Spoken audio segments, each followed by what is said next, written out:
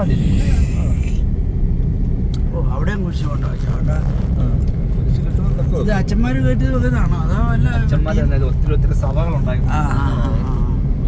English അക്ഷരം എത്ര എണ്ണം ഉണ്ടോ അത്രയും പേരിൽ സഭകളുണ്ടാക്കി. ഇവർക്കെല്ലാം കുരിശുണ്ട്. അപ്പൊ ഈ കുരിശ് വെച്ച് കഴിഞ്ഞിട്ടുണ്ടെങ്കിൽ ആൾക്കാർ കയറി പെട്ടെന്ന് സംഭവ സത്യത്തിൽ ഇവരുടെ കയ്യേറ്റമാണ്.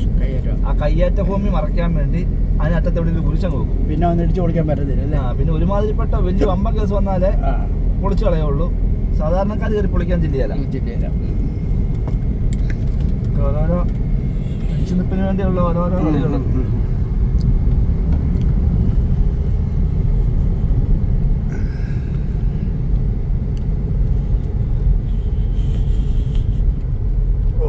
വഴി വെട്ടാൻ നോക്കുന്നുണ്ടോ മേലോട്ടെ?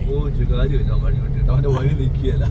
അവൻ നടന്ന് എങ്ങനെയും കയറാൻ നോക്കിയാൽ കഷ്ടപ്പാടായി പോയി. പണ്ട് നേരത്തെ എത്ര ഫൈനായിട്ട് ജീവിച്ചുകൊണ്ടിരുന്ന മനുഷ്യനാണേ. ഇവിടെ മൊത്തം ഇടിഞ്ഞിടിഞ്ഞ് പോരും അത് മൊത്തം പോകും. നമ്മുടെ നാട്ടിലെ കട്ടന്മാരടങ്ങും മറ്റേ റബ്ബറിനകത്തൂടെ ഇവിടെ കണ്ടാണോ ഒരു വീട്ടിൻ്റെ അകത്ത് മണ്ണ് കയറി ഒരു ആൾ മരിച്ചു പോയത്. തിരിച്ച് അയാൾ സാധനം എടുക്കാൻ ചെന്നു. ആ ഭാര്യ ഭർത്താവ് അതിൻ്റെതായി പോയത്.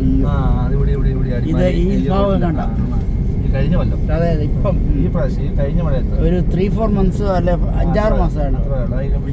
അതെ എല്ലാവരോടും അടിമാലിലാണ്. ഈ ഹൈവേയുടെ സൈഡാണ്. ഇവരുടെ വർക്കിന്റെ പ്രോബ്ലം ആണെന്ന് പറഞ്ഞു. അപ്പം ഏതാണ്ട് റേഷൻ കാർഡ് വേറെ എടുക്കാൻ ചെന്നാ എല്ലാവരോടും പൊയ്ക്കോളം പറഞ്ഞു. എല്ലാവരും മാറിപ്പോയതായിരുന്നു. ഇവർ രണ്ടാമത് ഒന്നുകൂടെ ചെന്നാണ് എടുക്കാൻ. ഭർത്താവാ പോയത്. ശരിയാ. ഇവിടെ ഇഷ്ടംപോലെ അങ്ങനത്തെ നമ്മൾ ഒന്ന് ഓർത്തിരിക്കുക. ഈ റോഡ് പണിയുടെ അശാസ്ത്രതയാണെന്ന് പറഞ്ഞുകൊണ്ട് വാർത്ത ഉണ്ടായിരുന്നു. ഈ റോഡ് പണിയത് അതും താഴെ താമസിച്ചവരാ പെട്ടുപോയതേ. ഈണ്ടി ഇടിഞ്ഞു വരുമല്ലേ അത് താഴോട്ടുള്ള താഴെ കുഴിയിരുന്നവർക്കാ വീട്ടിൽ പോയത്. അവർ അത് ഒരൊറ്റ വരവിങ്ങ് വന്നേ. ആ സൈഡുകാരല്ല. അവരുടെ വീട് മൊത്തം മൂടിപ്പോയി. നേരെ എടുക്കാൻ എത്ര മെനക്കെട്ടെന്നറിയാം. റോഡ് ബ്ലോക്ക് ആയി പോയിരുന്നു. റോഡ് ബ്ലോക്ക് ആയിരുന്നു. അതിൽ എടുക്കാൻ ബുദ്ധിമുട്ടി.